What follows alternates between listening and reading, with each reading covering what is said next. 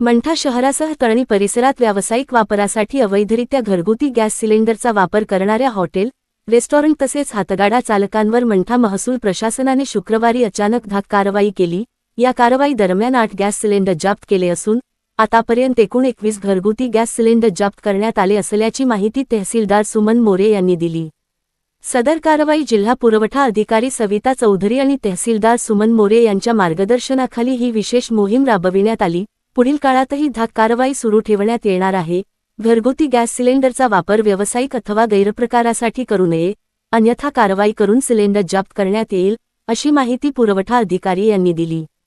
या पथकामध्ये पुरवठा नायब तहसीलदार विकास राजपूत, तुषार गायके, पांडुरंग सुलताने, जितेंद्र लहाने यांचा सहभाग आहे।